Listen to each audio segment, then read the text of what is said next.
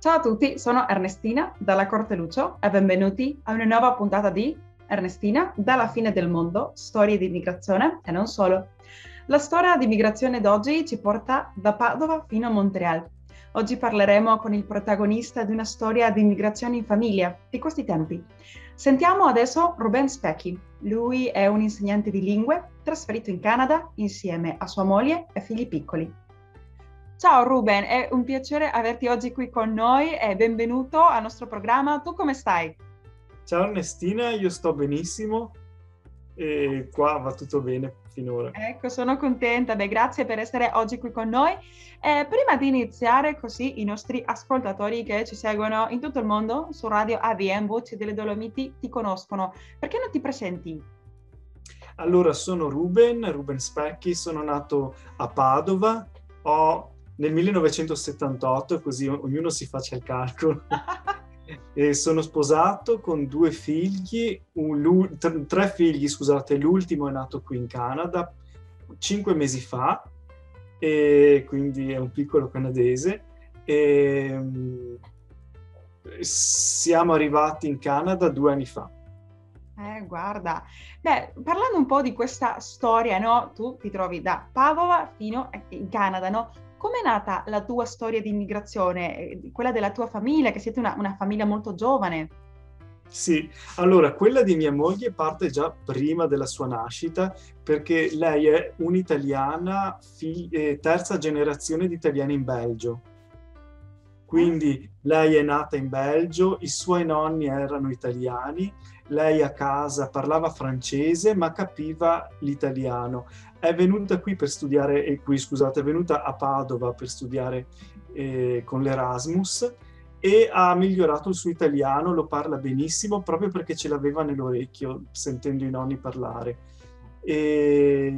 E quindi ci siamo conosciuti per l'università e ci siamo sposati. Lei è tornata a Padova, ci siamo sposati e così con il tempo abbiamo deciso di trasferirci in Canada.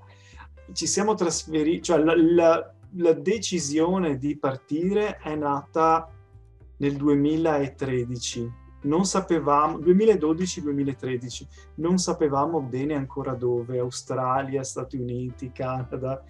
E Stati Uniti è impossibile, quasi è difficilissimo emigrare negli Stati Uniti, Australia era lontanissima dall'Italia e quindi come un po' l'Argentina, una volta volendo tornare sono spese assurde da fare in famiglia poi. E abbiamo optato per il Canada, che aveva proprio un piano di immigrazione e ha tuttora un piano di immigrazione. Ma che interessante. Sì, sì, dimmi. E quindi abbiamo appunto fatto domanda di immigrazione ufficiale, ci sono voluti 2 anni e alla fine, tra una peripezia e l'altra, siamo riusciti a partire 2 anni fa, perché poi con la crisi economica italiana era anche difficile mettere da parte i soldi che ci servivano per poter emigrare, quindi i soldi del biglietto, i soldi per poter mantenerci qui almeno 2 mesi. E alla fine effettivamente ci è servito meno di quanto pensassimo, perché la vita qui comunque costa meno che in Italia, stranamente, almeno nel Quebec, la parte francese. La parte inglese costa di più, ma gli stipendi sono anche di gran lunga più alti.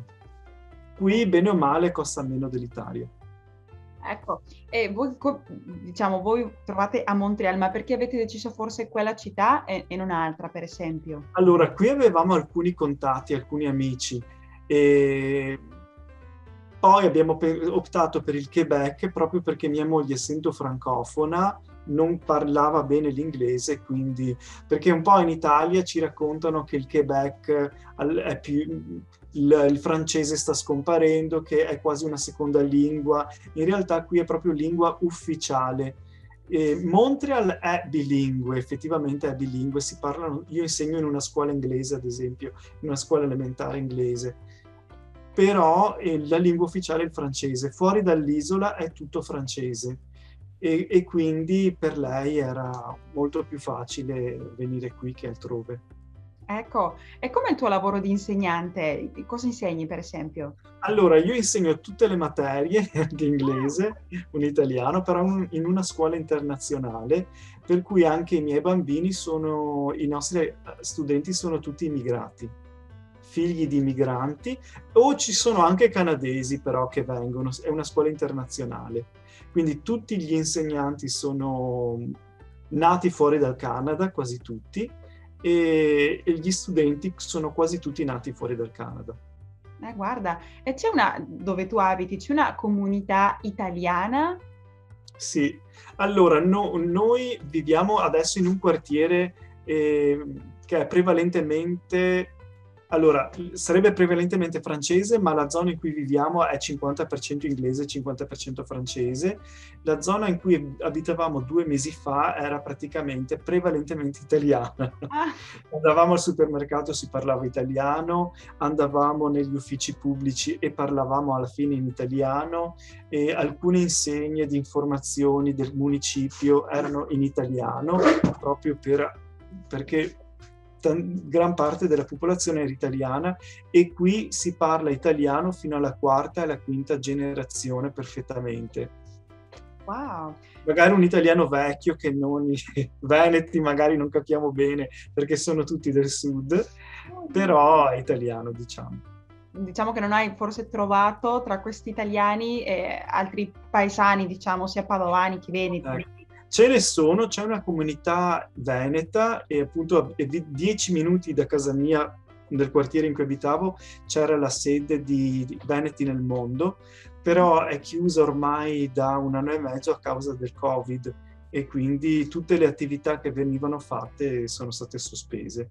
Ma comunque so che questa associazione è apprezzata dalle altre associazioni italiane di altre regioni, proprio perché è una delle più attive, hanno la loro sede, un vero e proprio edificio tutto loro. Sentendo questo, che anche sembra molto, molto carino, anche molto comune in tanti altri posti dove la gente, sia in tempi vecchi che oggi, no, migrava, com'è stato per voi inserirsi in questa nuova città, in questo nuovo mondo, come famiglia? Perché anche immagino che con bambini piccoli è stato veramente una sfida.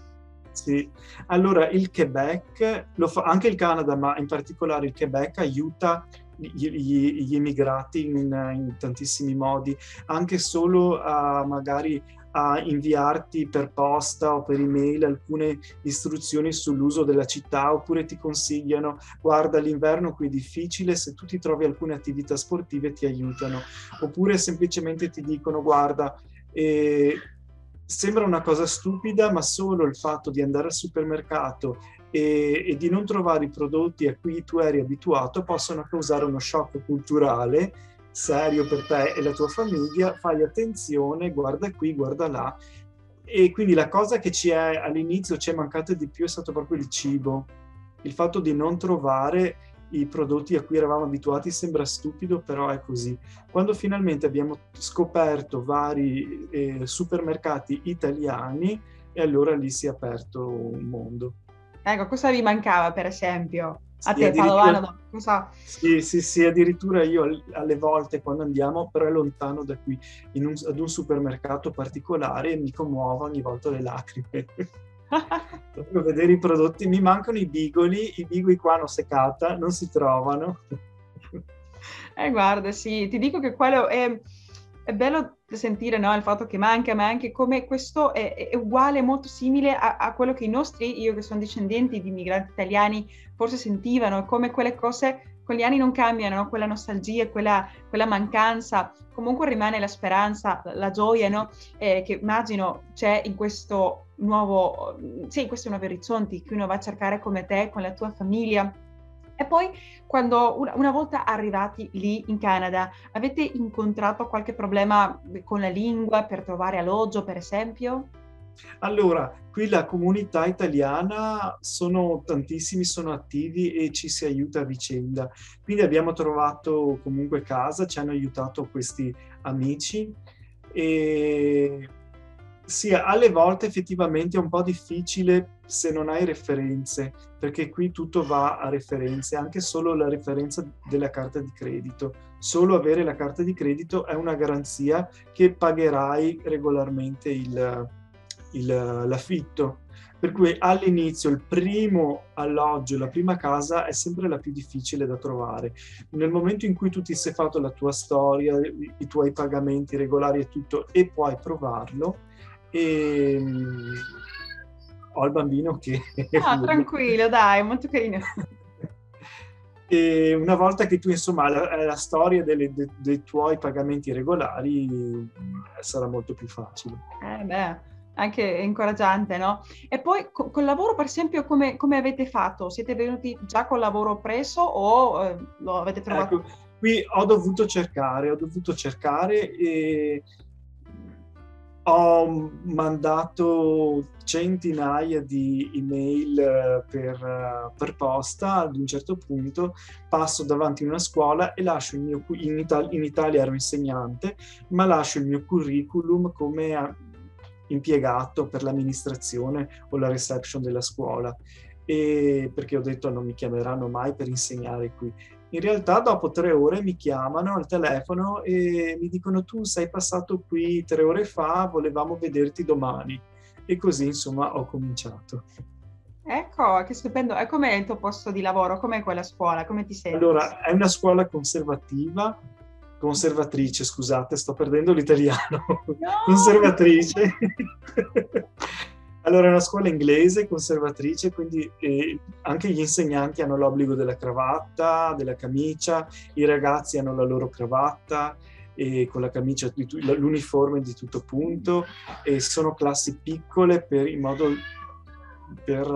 migliorare la didattica, e sono quasi tutti studenti asiatici tra Corea, Cina, Giappone, e questi studenti sono impegnatissimi, ci tengono tantissimo, perché magari noi abbiamo un po' la mentalità del ragazzino cinese in una scuola italiana.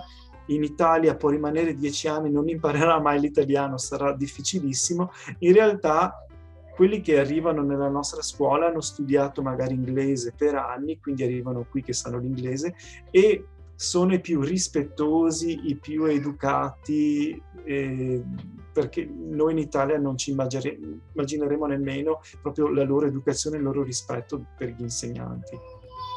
E proprio perché magari nei paesi come la Cina, la Corea e il Giappone ci tengono tantissimo alla figura dell'insegnante. Ma che stupendo anche sentirlo. Immagino che è anche una loro tradizione. E parlando di tradizione lì in Canada, come vi siete, diciamo, aggiustati? C'è qualche tradizione che magari è un po' strana per voi quando siete arrivati? Allora, noi festeggiamo il giorno del ringraziamento, anche noi, per noi era nuovo.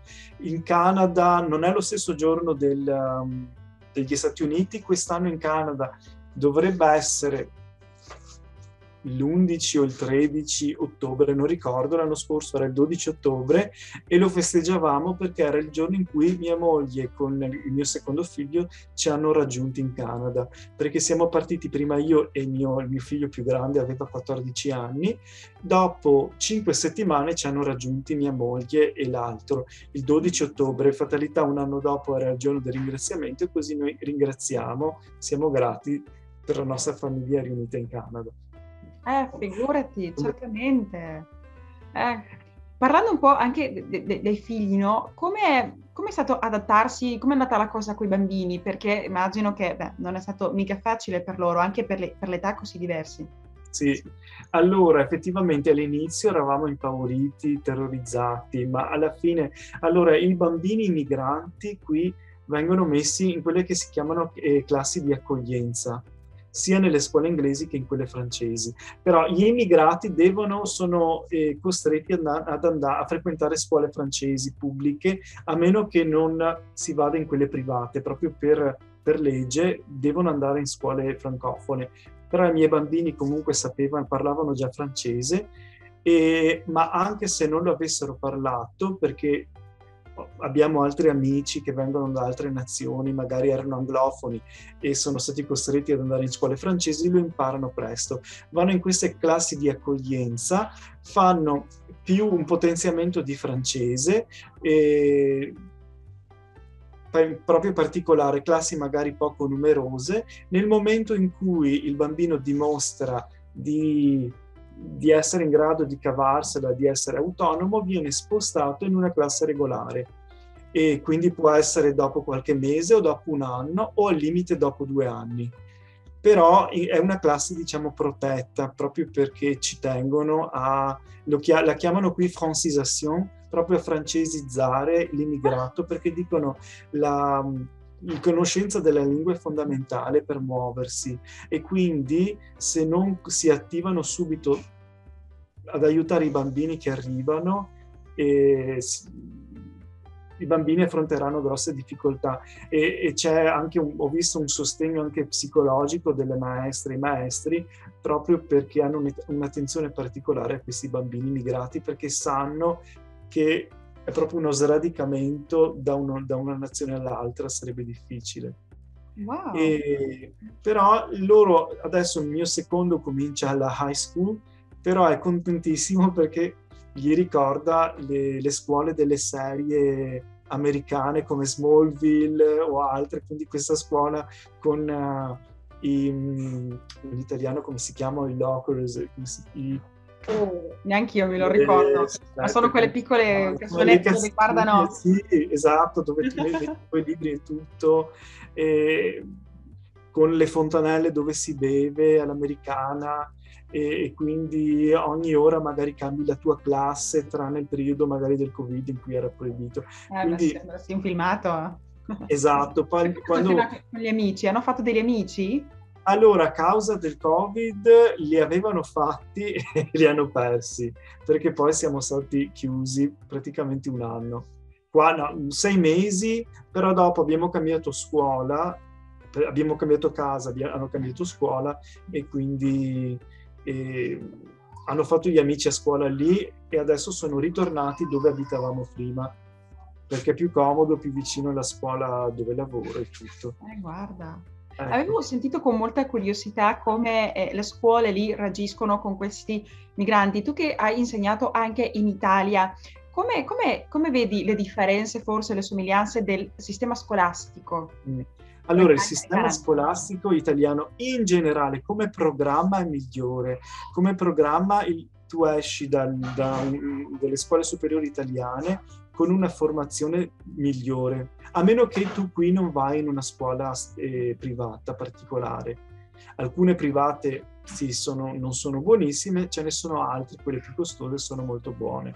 Quindi in generale la preparazione è migliore, tranne ad esempio quella per la matematica e le lingue. Effettivamente, cosa che noi non ci aspetteremo in Italia, qui l'insegnamento delle lingue è avanzatissimo, e lo vedo perché ad esempio i miei bambini parlano già inglese, eppure noi frequentiamo magari italiani o francofoni, però a scuola lo si insegna attraverso l'approccio, il metodo comunicativo, quindi si parla solo inglese in classe, come io il sabato mattina insegno in una scuola italiano, e parlo solo italiano. Questi bambini, ho avuto 2 anni una bambina cinese che parlava l'italiano perfettamente, proprio per il metodo di insegnamento che hanno qui.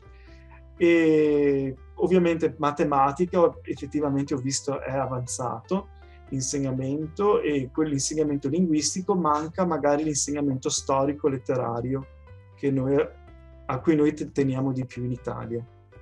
La storia anche dell'Italia, la cultura, Canada è una giovane nazione come l'Argentina, la vedo anche molto simile, sì, al di là di che siamo al nord e sud del continente americano, ma è vero che c'è un'altra tradizione, ma quanto Sì. interessante veramente quello che ci racconti e anche l'interessante della lingua, no? Quello che hai detto tu di francizzare, non mi ricordo. Sì, francesizzare. Non so se esiste in Ecco. italiano, ma qui lo dico. Ma lo stiamo inventando noi adesso, mi sembra molto simpatico, perché è vero che anche quello che diciamo qui, almeno sempre dico io, non si può amare quello che non si conosce, e se non conosci la lingua della cultura, che sia che la tua eredità o che ti piace o che hai volere, diciamo, di imparare e voglia di imparare, diventa un po' complicato. Quindi mi Sì. sembra un'ottima strategia, come anche da imitare da altre parti.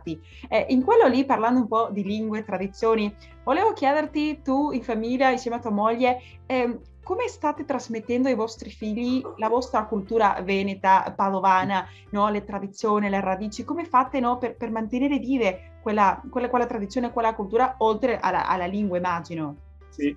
Allora, ritornando alla lingua, ti aggiungo una cosa che non ci avevo pensato. Una cosa bellissima del Canada e anche del Quebec è che il fatto di incoraggiare gli studenti, i bambini immigrati o figli di immigrati o comunque con diciamo uno sfondo familiare di immigrazione a mantenere la loro lingua. Quindi promuovono nelle scuole statali lo studio di quella che chiamano la lingua di origine. E quindi nelle scuole si può trovare l'italiano, si può trovare lo spagnolo, ci sono scuole greche, ci sono scuole francesi di Francia, scuole spagnole, non c'è la scuola italiana vera e propria, ci sono tanti corsi nelle scuole.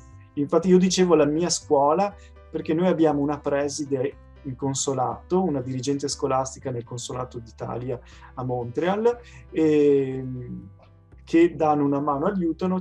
Poi noi ci gestiamo da soli andando nelle scuole il sabato mattina, paghiamo quindi l'affitto della scuola e creiamo la nostra piccola scuola di lingua italiana in cui abbiamo bambini figli di immigrati, ma non solo, anche bambini di altre nazioni. Poi per quanto riguarda per mantenere un po' le tradizioni, l'inverno abbiamo la tradizione della polenta. La prima volta che abbiamo trovato la polenta di una marca italiana abbiamo festeggiato, quindi l'inverno magari facciamo la polenta, più con il cibo. Ogni tanto non sono abituata. Allora, in Italia con i miei amici parlavo in veneto, qui con i miei figli non sono abituato, ma ogni tanto qualche frase, qualcosa gliela dico per abituarli un po' a ricordare le loro origini. La mattina abbiamo gli scoiattoli che ci mangiano i pomodori, abbiamo dei vasi con i pomodori, un po' di verdure. Gli scoiattoli la mattina presto vengono, ce li mangiano, quindi io in Veneto gli urlo qualche imprecazione per mandarli via. Fa bello vedere com'è presente. Avete qualche gioco, qualcosa forse che fate insieme? Tipico veneto padovano, per caso? Allora, gioco no. Loro sono affezionati al Monopoly, ma è più internazionale quello come gioco. E qualcosa di Veneto, magari no, però loro spesso magari veniamo fuori nelle nostre discussioni, ti ricordi com'era a Padova, ti ricordi così, ti ricordi in Italia, adesso a Padova ci sono le castagne in centro, oppure adesso ci sono i mercatini di Natale, adesso c'è questo, adesso c'è l'altro. Che bello. Loro, diciamo, sentono quella nostalgia, quella mancanza, o sono ancora troppo piccoli? Sì. Allora, il più piccolo ormai è un canadese. Quello sì, veramente. Canadese non si pensa proprio. Quello grande no, pensa spesso all'Italia. Gli amici, comunica sempre con gli amici via WhatsApp e ci pensa spesso. Guarda, sì, un po'. Immagino appunto difficile, no? Ma non so se forse hanno trovato lui che più grande, no? È riuscito a vedere, ci sono delle differenze tra Montreal e Padova? Quali sono le cose che vi hanno colpito di più come differenza? Poi quello che trovate come, non so, una somiglianza? Sì, allora come differenza le distanze, perché per andare da una parte all'altra della città ci vuole una vita e mezza. Poi qui i romani a Montreal ci dicono, e anche i milanesi, che neppure a Milano e a Roma c'è così tanto traffico nelle autostrade. quindi non si riesce neanche tanto a correre.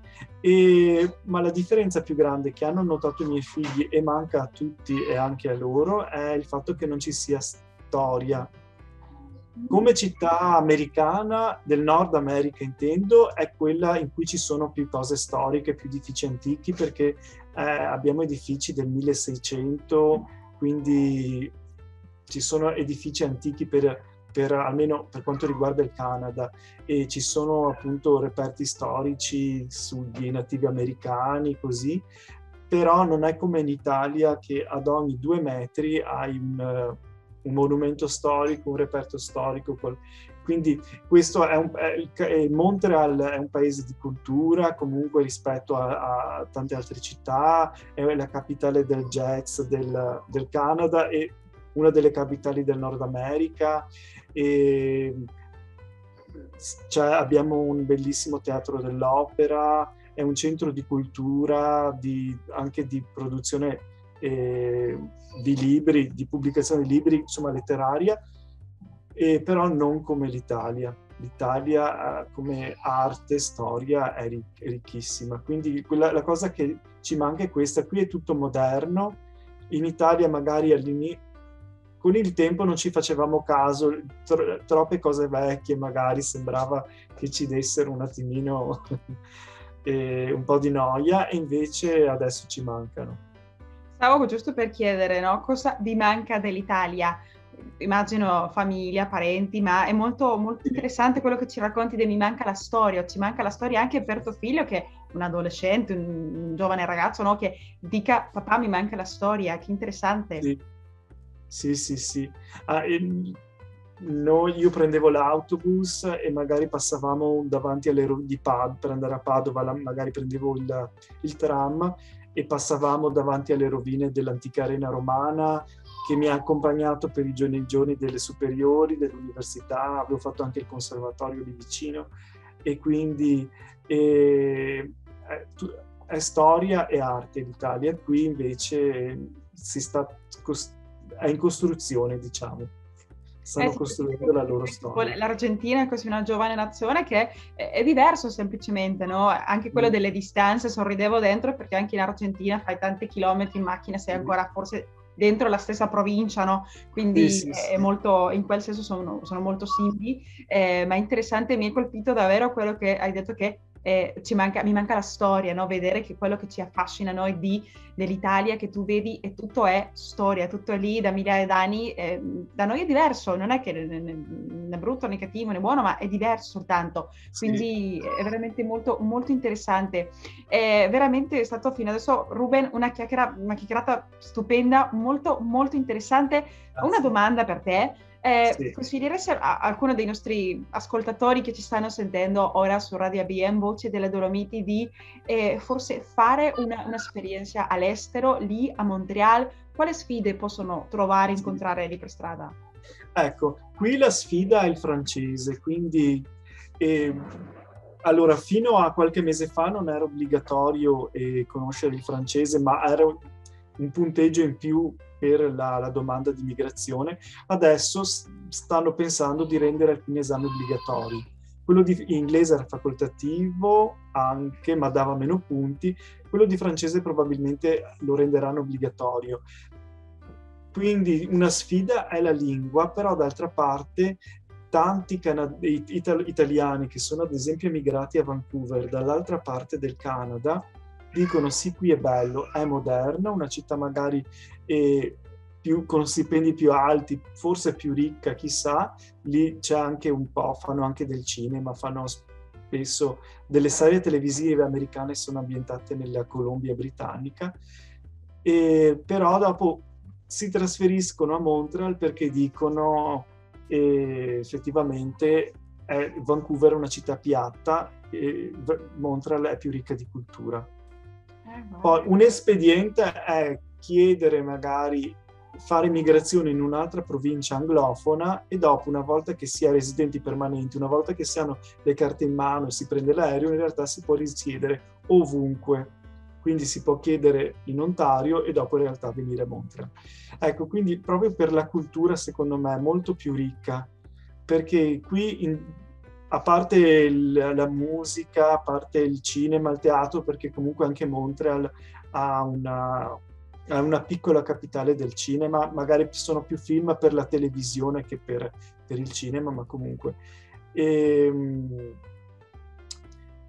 fatto di venire qui potrebbe comunque aiutare. Qui sono tutti trilingui, cioè parlano tutti fondamentalmente inglese e francese, quasi tutti, l'80% parla le due lingue, più la lingua di origine, perché qui sono quasi tutti nati fuori dal Canada, quasi tutti residenti, o comunque con origini ovviamente europee o asiatiche, quindi tutti parlano almeno 3 lingue, inglese e francese più la lingua di nascita, di provenienza. I veneti parliamo anche veneto. Ecco, forse ti chiedo un saluto ora in padovano o in veneto, quello che vuoi.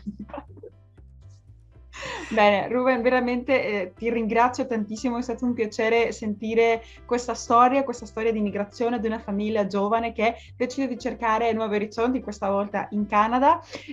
Prima già di chiudere, vuoi inviare un saluto per tutti i nostri ascoltatori che ci stanno sentendo, ma anche per i bellunesi, veneti, padovani nel mondo? In Veneto? Se vuoi, anche entrambi, italiano o veneto, dai, così tutti ok. Così facciamo un po' più raffinati. Allora, un salutone da Montreal, grazie per avermi ascoltato, grazie di tutto, vi saluto e vieni qua in Canada perché vi aspettiamo. Ecco, stupendo. Ruben, veramente ti ringrazio di cuore. Speriamo, ti saluto ora, ma speriamo di forse rivederci in una prossima intervista. Che ne pensi? Ok, va bene. Ecco, ti saluto Ruben e anche io approfitto per salutare tutti voi, cari amici bellunesi nel mondo. Vi aspetto prossima settimana e io intanto vi saluto da qui, dalla fine del mondo. Arrivederci amici e come dice il nostro motto, vicini e lontani, mai soli. Ringraziamo Ignazio dalla Corte Lucio per la musica e il montaggio e Patrizia Lucio alla regia.